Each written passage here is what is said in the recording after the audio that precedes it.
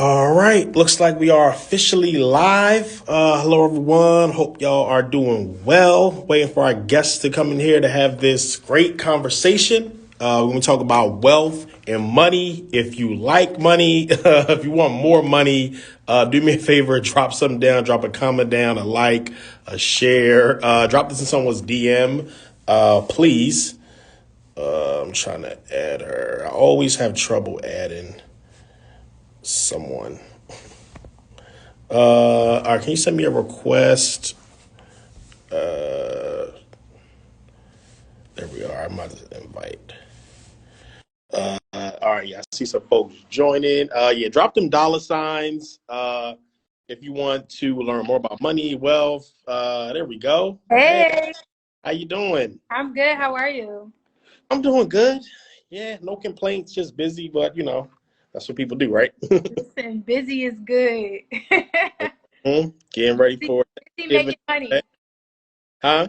Busy making money. Yes, I'm trying to be like you. You know what I mean?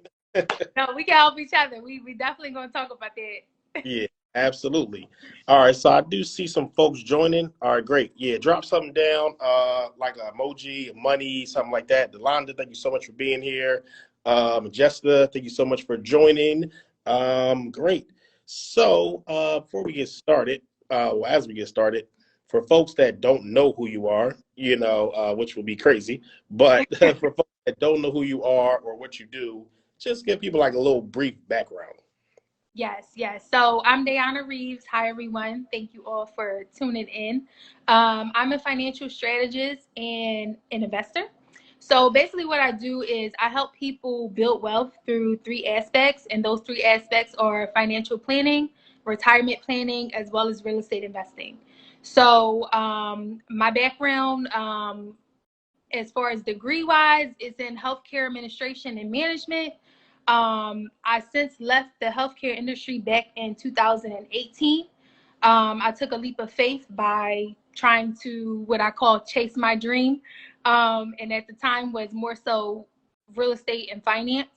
So I left the healthcare industry in 2018, and I got into real estate in terms of working with the developer, where I was pretty much in the leasing apartment industry, and I learned a lot about real estate through that aspect. But during that time, I was also invested into real estate investment groups within the city of Philly, and I learned a lot about real estate there. And then I also, on another note, connected with one of my mentors in the financial advising space. And that's where I gained all of my information as far as retirement planning, investments, and things of that sort. So last year during the pandemic, I left the company that I was working with. I was working with an investment firm as the vice president of investments, and I started my own company.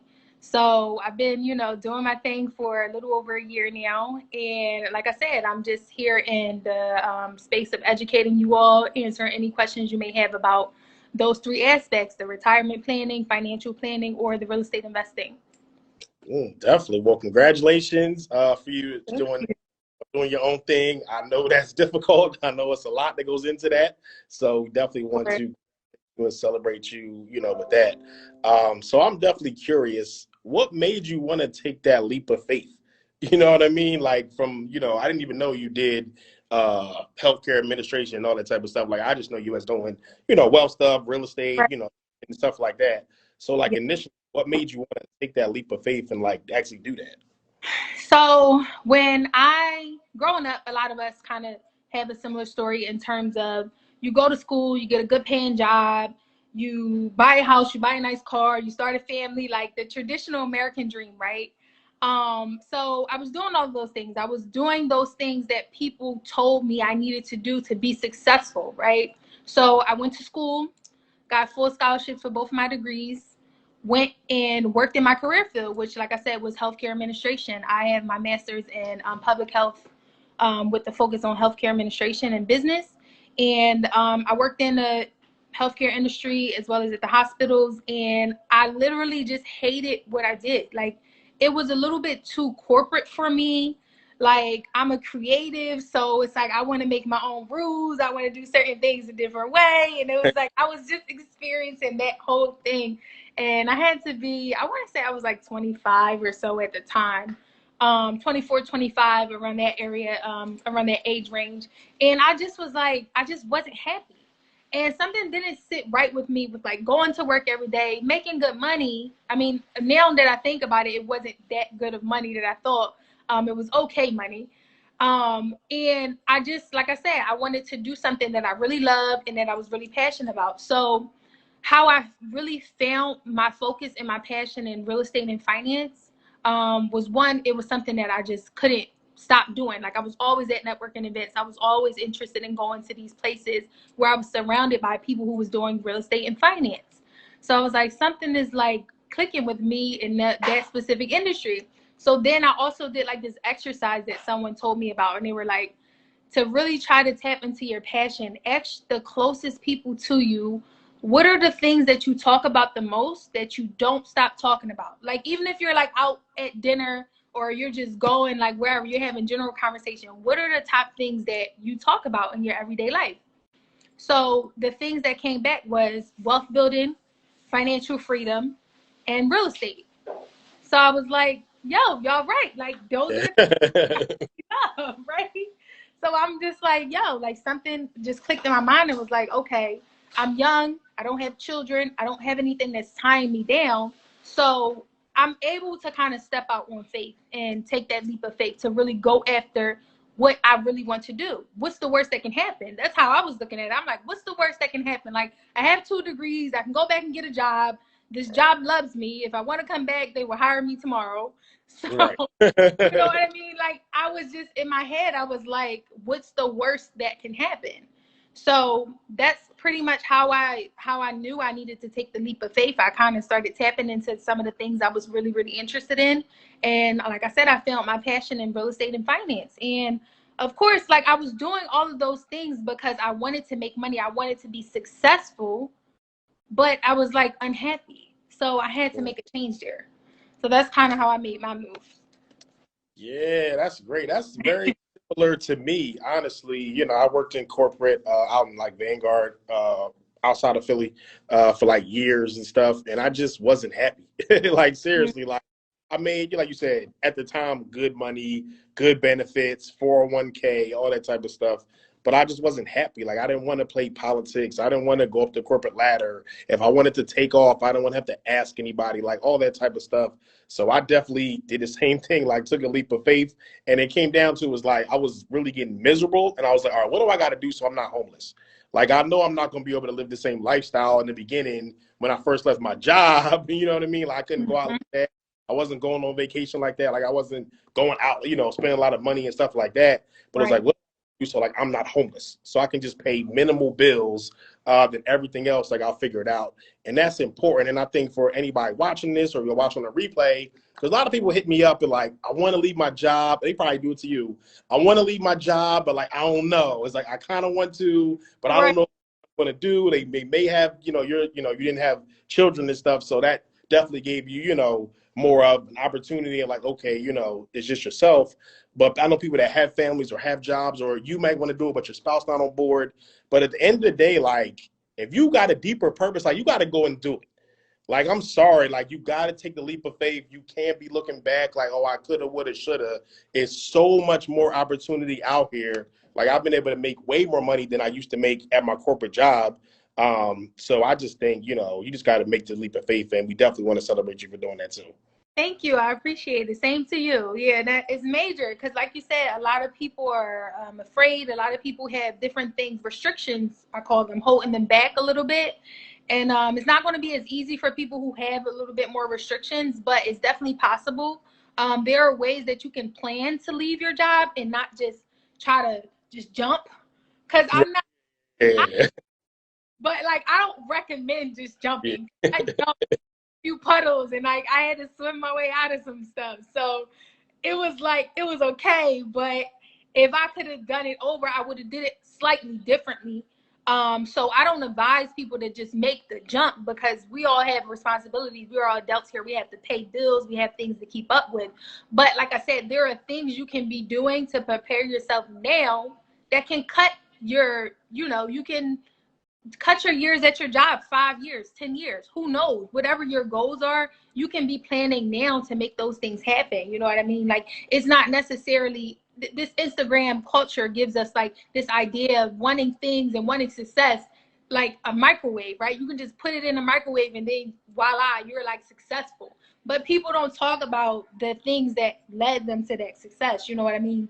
We all stage where we started somewhere and we had to plan and build our way to where we're at now. So I think people just assume that you can't do it because they can't do it like that. Mm-hmm. So Definitely. I definitely agree. If y'all getting value out of this conversation, let us know, drop something down. Of course, you can ask questions and we'll definitely do Q&A and stuff.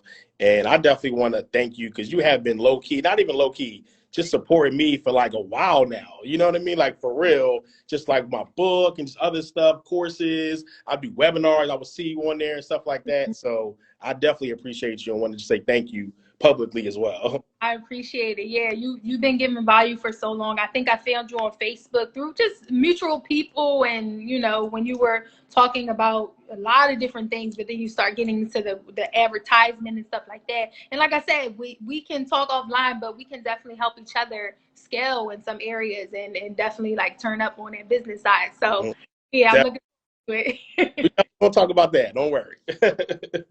um, all right, so let's get in. I want to start slow and then work our way up as far as wealth and, stuff people can do. So like, for someone that's like big, like starting out from scratch. And I know a lot of people that even professional people like doctors, most of us, we never learned money.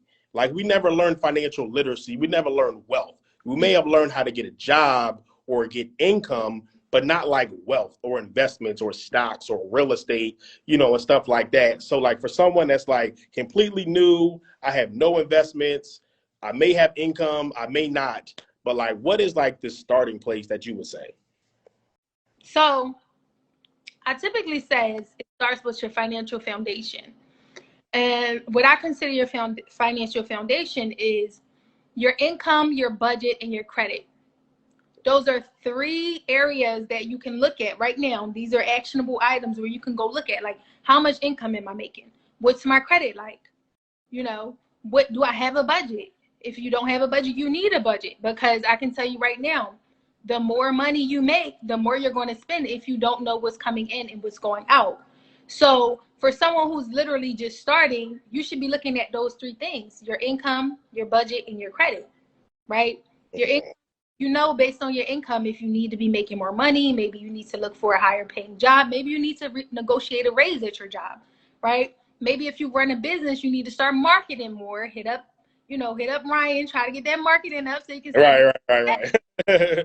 Like, there's a certain things you can be doing to preparing those things now, but it really starts with your income, your budget, and your credit. Your credit can take you places, and we will talk a little bit more about this through this webinar, I assume, but your credit can take you places that you've never imagined, right? So having a good credit score and a healthy credit report, right, can allow you to leverage other people's money, where you can borrow money to invest, right? And you're borrowing money to invest into assets. Assets are things that are going to pay you, not liabilities, things that are going to decrease in value as well as not pay you any return.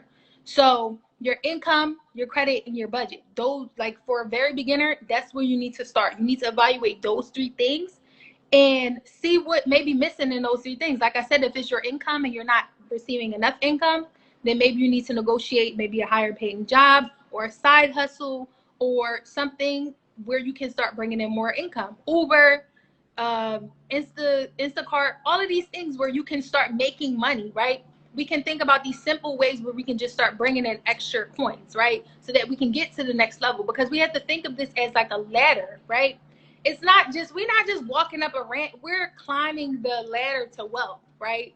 So it's not just, oh, I gotta have it all together, or I don't have it all together. It's literally, we all started somewhere, right? So I would say those three things need to be evaluated for a very beginner. Mhm. Yeah, I definitely agree. So what credit, you probably get this question a lot.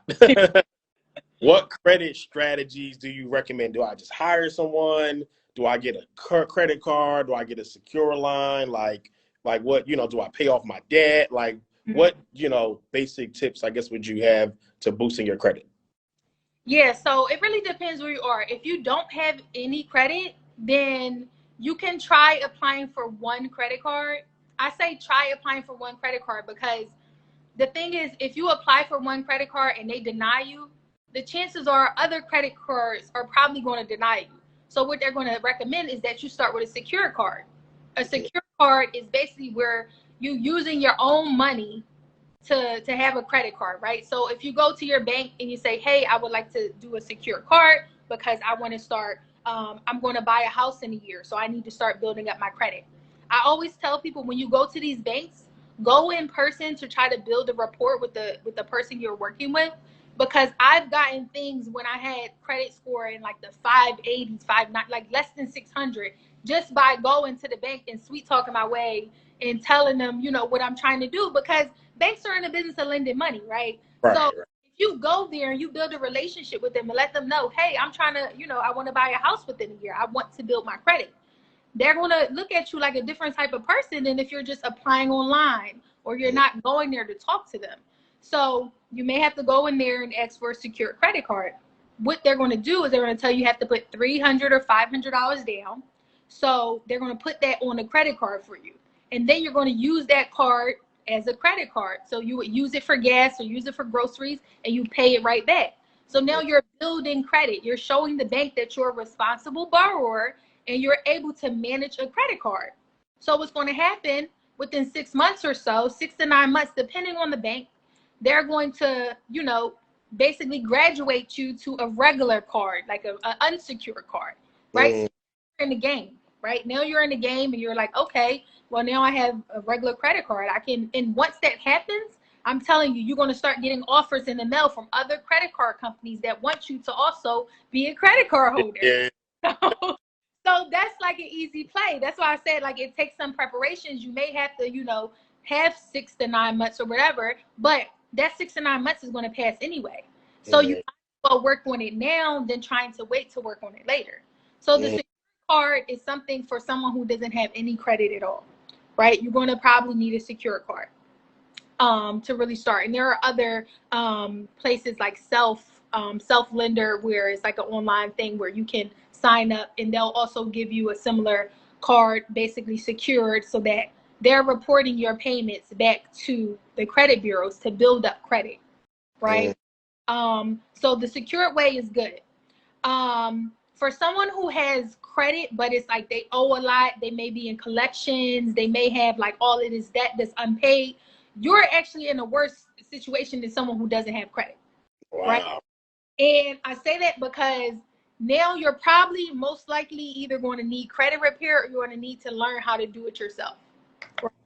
Do it yourself meaning you have to contact these credit bureaus and tell them, this is not my debt. This is the reason why it's not my debt, and all of these letters and all these phone calls. And it can be, a little annoying to try to do. But I say that to say that you're going to probably need some type of credit repair. Now, I know people are a little bit skeptical about credit repair companies because some people have been known to be scammers. So Definitely. if you are someone who feels like you need credit repair because maybe you have a lot of collections, you have delinquent, like late payments and things of that sort, send me a DM after this. I'll send you the reputable ones that I know and trust and that I have clients who work with and who have had great success with. I will personally send you those people so that you don't feel like you just going to try to find a credit repair company that's not reputable, but you probably will need some type of credit repair. So what I say is that's an investment into yourself and into your future, right? If credit repair is going to cost you $500, for example, that's $500 that you're going to spend in order to get your credit in a better shape so that now you can buy that house, right? Now you can finance that car with a low interest rate where you don't have to pay double, triple the car for a Toyota Camry, right? I've known people paying $800 for a Camry. Like, you know what I mean? It's crazy, but it's because we lack the information. We don't know what we don't know, and we're not in these spaces. Social media has given us such a platform where we can talk freely about certain things, where if we didn't have the internet, we would be in different situations now. So I appreciate social media at the very least for that, because Yeah. there's so much information being shared. But yeah, I would say it would either be the secured credit card way, or if you have a bunch of delinquent payments and stuff like that, you may just need credit repair just to save yourself the headache. Or like I said, you could try to do it yourself. But I typically like to pay the expert to do something than to Yeah. try to figure it out myself, because I'm trying to, I'm not trying to rush through things, but I also don't have time to be trying to figure out these little things. Right. Right. You know what I mean? So it really just depends. But yeah, I would say those are like the two main ways. That's great. Yeah, that is very, very helpful. Because I know a lot of people have a lot of questions about that and like credit, like should I hire someone? And people will be like, well, you don't need to hire someone. You can do it yourself. Yeah, Depends because time worth more than money. So the time that it's going to take you to call collections, figure stuff out, pay stuff off, figure out what you're doing right, and all that type of stuff, you could have just shortcut that and just pay somebody, and it makes a lot more sense on the back end. All right. seriously. So now I got my credit, somewhat together, whatever. Like my income is coming up, looking at my budget and stuff like that. Like, what's the next level as far as wealth or investing, or do I get into real estate now? Do I start getting into stocks and mutual funds or whatever, Bitcoin, whatever, whatever Yeah, that type of stuff? What would crypto. you say like So next? I would say it depends on your goals, right? It depends on your goals. So as far as it depends on your goals, and it also depends where you are in terms of your job or your income, right? So I say that to say, if you work somewhere, if you have a 9 to 5, if you work for a company, right? If your company has a retirement plan, right? I always started this step because I myself has missed out on money. I have clients that have missed out on money, and I know the power of some of these things. So I'm going to say, if you have a job where you have a 401k, right? If your company offers a match, you need to be investing into that 401k up into the match amount. So say if your company matches 5%, meaning 5% of your salary, what I'm recommending is that you at least put in 5% of your salary into the 401k. One, that's building your retirement. You're not going to see that money right now, but you're going to think yourself in 20, 30 years, right? I say that to say, if you're not putting the percentage up into the match, then you're losing out on money. For example, if your company is matching you 5%, up to 5%, but you're only putting in 4%, that 1% is not being paid to you because you didn't put that into your account. So a lot of people miss out on years. And mind you, people are at jobs for 20, 30 years. This is 20, 30 years worth of money that you missed out on because you weren't taking full advantage of your company's retirement plan. So just understanding, either getting with the financial professional, finding out from your HR department what the match is, but also with that's the funding the account, right? So funding up to the company's match, that's number one, but also what you're investing in your retirement accounts. Right. Yeah. You used to work for Vanguard, you work for financial institutions, so you know I that know. that the returns that people are typically getting in their 401ks are not what they could be getting. Right. Right? Because they're not investing into the right fund. Why? Because they don't know what to select. Why? Because they don't have a financial professional looking at those things. Right? That's what I help my clients with. I really help them like make sure that those things are invested properly, because we can't leave money on the table. If we're going to be working at a job anyway, why are we leaving money behind? Right. So that retirement piece to me is a huge aspect, because that's the easy way to do it, right? That's the easy way to do it. That's already coming out of your paycheck. Right. As long as it's set up properly, you can You monitor. don't even see that money yet. You don't even see that money yet. I know some people, like, when I was talking to people before, they'd be like, oh, I didn't even set that up. Like, I got the papers, but I didn't even set it up or something like that. Or like you said, and even me working at Vanguard, like a lot of people call, they might be invested, but they don't know what the heck they invested in. They don't know what's going on. They don't know the No expenses, idea. the funds, all that stuff. They have no idea. And like I said, I used to work for an investment firm. And at that investment firm, I worked with mostly people who were retiring. So I'm talking age 50 to 65. And the average amount of savings they had in their accounts was about $300,000. $300,000 at retirement age is broke.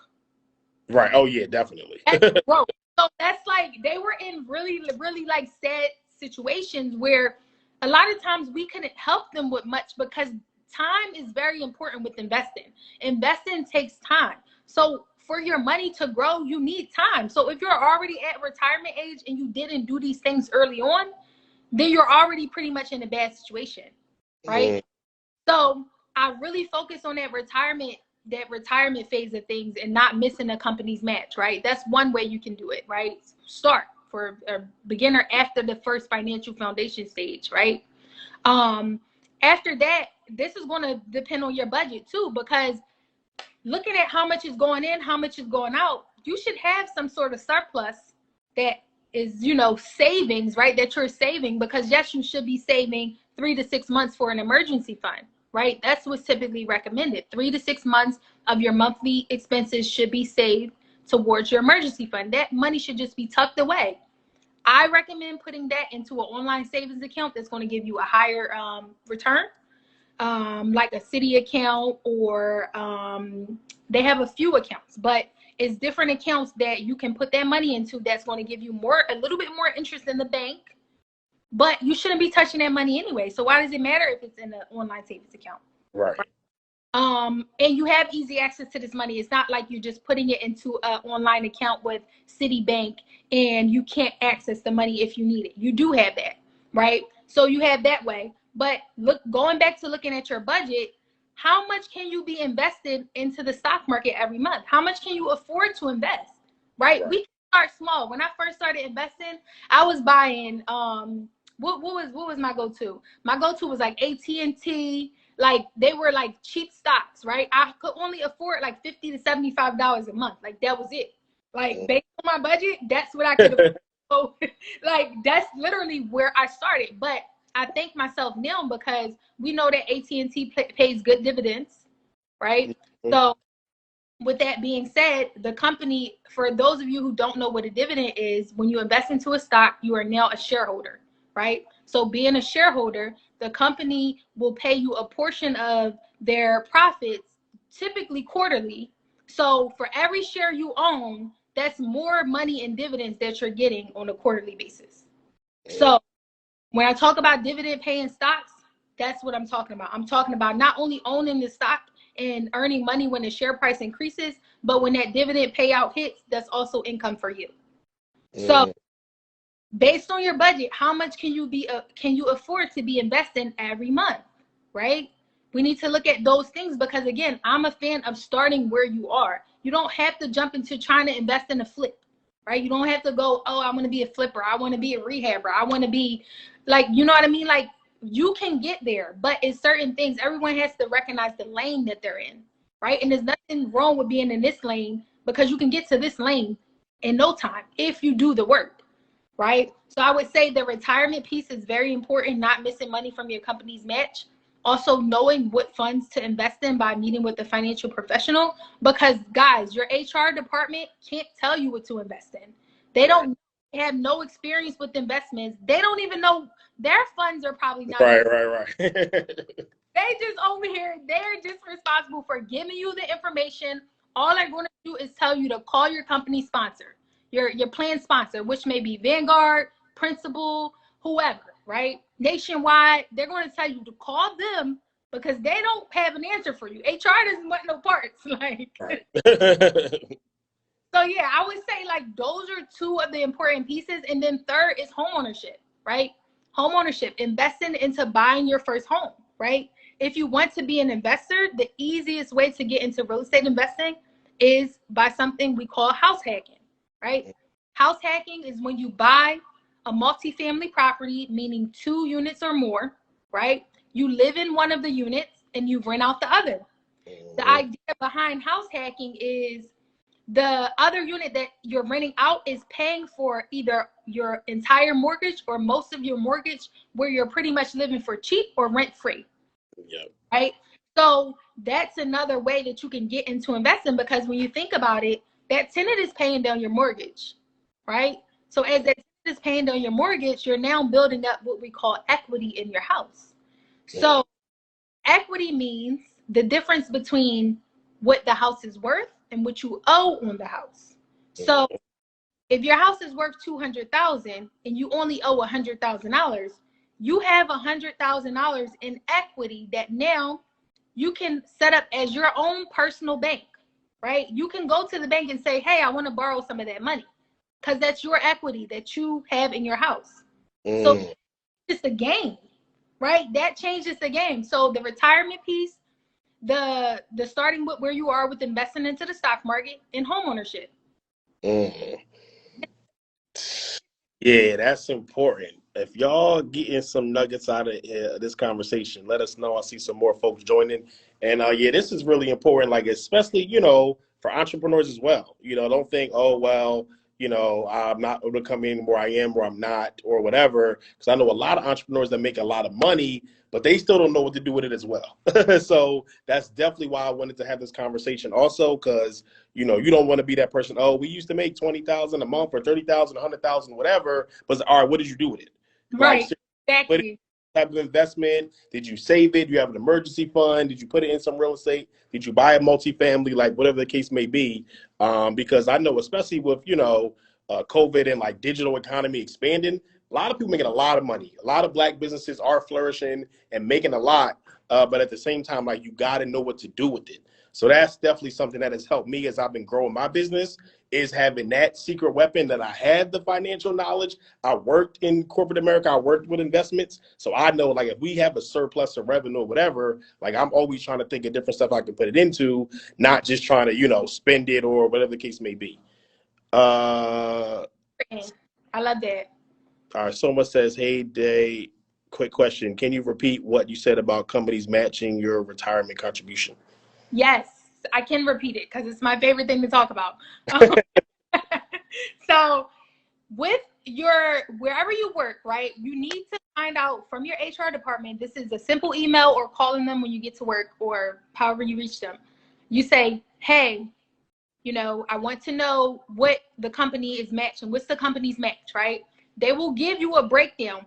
Sometimes it's a little complicated to understand, but typically if it's straightforward, it will say something like, we will match you up to 3% of your salary, or we will match you dollar for dollar of your salary up to 5%. One of my girlfriends, she got a job like where she worked with the feds or something, I don't know, but she can't even go on my birthday. Like, she can't even go on my birthday trip without her job knowing the address to the Airbnb. I'm like, girl, Oh, yeah, right. too risky to hang with. Right. But anywho, her job matches her like 7-8%. So she making a killing over there. But anyway, back to the question, you want to find out how much they match you, right? So if they match you 3%, you want to be putting in 3% of your salary, because if you are putting in less than that, you're not going to benefit from the full company match, which means that you're then leaving money on the table. If they match 3% and you're only putting 1%, you're losing out on that 2% that they would have matched you if you would have put in the money. But also, here's another tip. When you invest into your 401k, you're lowering your tax bracket. So I'm not a CPA or accountant, but I understand taxes at a very basic level enough to help my clients and to help myself. When you invest into your 401k, it's a tax deferred. You're not taxed now, you're taxed later.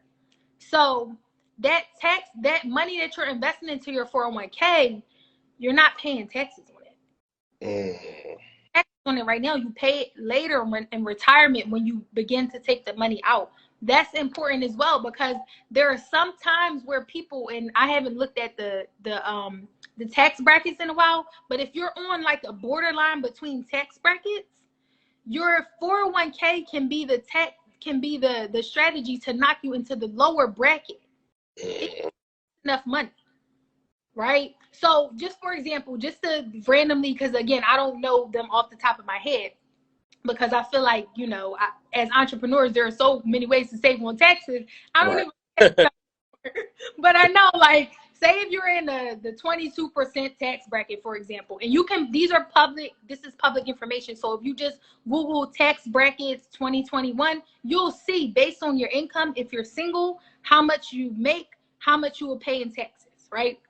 If you're on a borderline, right? So if you make more than 41,000, right? If you make 41,000 and that knocks you into the 22% tax bracket. Sorry, my phone froze.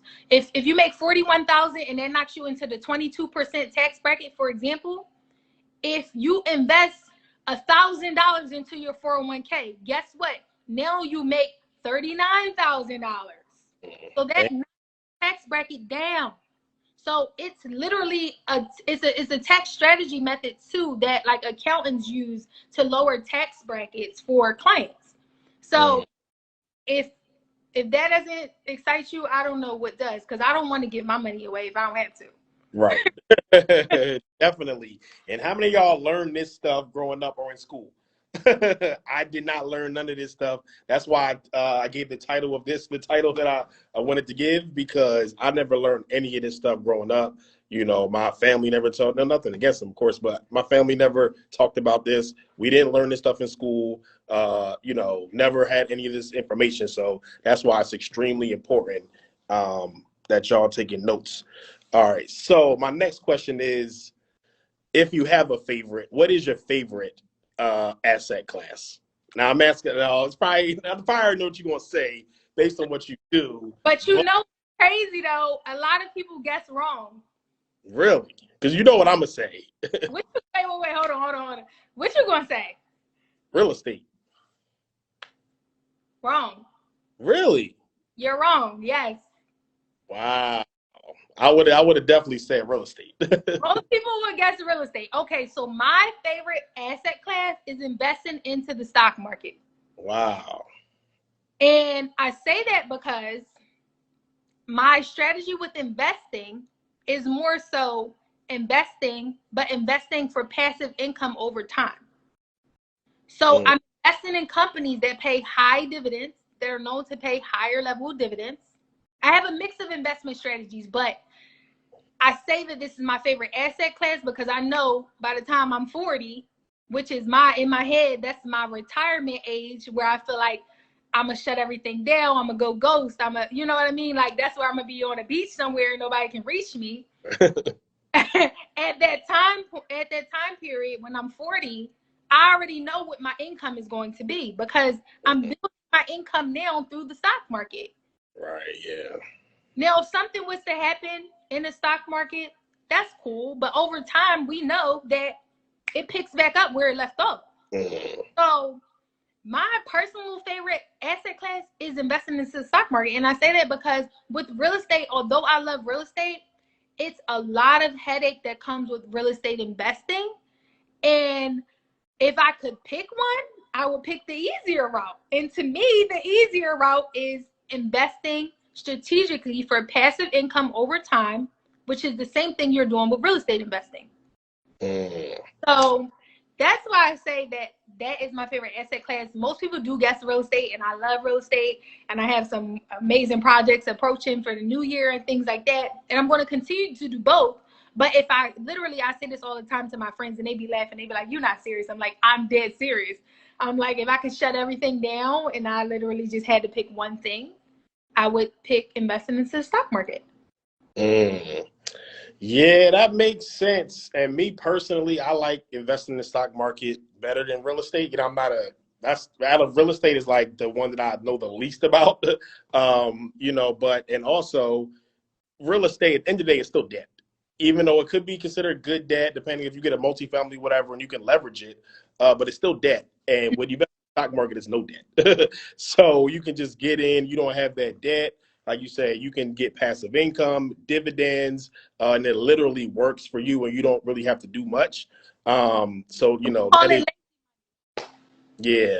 love the stock market. Yeah, I mean, the stock market, like business and small business ownership and stock market are my two favorite, and then real estate. That's why I'm trying to dabble more into real estate. But I definitely agree. And, you know, literally, like I might wake up one day like, I feel like buying Apple today or Facebook or like whatever. And it's literally that easy. And like you said, like I started small with like, you know, $20, $30 stocks or whatever, and even doing Acorns and that type of stuff. Yep. Now I'm getting Tesla and Amazon and like bigger stuff as well. So it definitely feels. All right, Baller, we know what you want. Those stocks ain't cheap. I know. Our someone said we legit just talked about real estate headaches, squatters. Yeah, Sas, she was said she's doing a project, a multi-family rehab, and there's some squatters next door. So we were just talking about that earlier. But yeah, it's a headache. It's definitely a headache. Like I said, I love real estate, but if I only had to pick one, it would definitely like I would not pick real estate. I wouldn't. Mm. And this is from someone who does real estate. Like it's not Yeah. like you. It's like you're an investment financial advisor or something like that. Like you do real estate and so that's great. All Yeah. right. Does anybody have any specific questions? This has been great conversation. I really appreciate it. I know your time is very valuable. So does anybody have any specific questions? I don't got too many other questions. Definitely let people know. I know it's a lot of people, from your page, just people from my page. Let people know how they definitely can connect with you. Any stuff that you got going on. Like, can you just help people in Philly? Can you help people from all over? Do you have courses or anything else like folks can get a hold of? Yes, yes. So, as far as connecting with me on the financial side, I definitely can help anyone. It doesn't matter what state you are in. What I do is universal. So, most of my work is virtual. So, I can help you with the financial planning. I can help you with the investments. I can also help you with real estate investing. As far as being a realtor and representing buyers and sellers, I am a realtor in Pennsylvania solely, but I have partners all over. So if you reach out to me, you want to invest in Alabama, my girl Courtney's in Alabama, I can connect you with Courtney. Like I have resources all over pretty much the US. And as far as connecting with me, you can follow me. So at the top, I learned this on another live. At the top, make sure if you are not following both of us, the arrow down at the top, make sure you click follow because we both are dropping information and content to help you guys. So make sure you follow both of us and connect with us there. As far as courses and things, I do have some things that are approaching. Nothing has been released because I'm doing like a full revamp and I'm coming back with a lot of things. But yeah, I definitely will be dropping some more information on just beginner level financial things that you can do. And then I also host first time home buyer webinars, which I just did one today, but I'll be doing more. So look out for those if you are aspiring home buyer and you just want to learn about the process. I started doing that because I noticed that a lot of realtors don't do that. And they have clients that are confused. They have clients that are contacting me, asking me questions and doing all of this. So I had to, fill that gap and say, hey, these people need this information. So I need to start doing these webinars and giving them the information they need to prepare themselves. Because I can't be over here preaching ownership and wealth building and all of this when people have questions and people are at the beginner level and they don't know how to do it and no one's really helping them and giving them the information. Mm. So those home buyer webinars are really helpful. But yeah, I would say those are the things, those are the ways you can connect with me. Just make sure you're following us both here. And yeah, that's me. Definitely. And we about to get your ads popping. So y'all gonna start seeing her ads for these home buying webinars or whatever else. Uh, Yes. that's something that I want to do for you as well. So, because more people definitely, I know you already get a lot of people, but more people definitely need to know about what you do. Forget Super Norman, Dave Ramsey. You got one right here in your community in Philly or beyond. So we definitely want to support you. Yeah, But Ryan.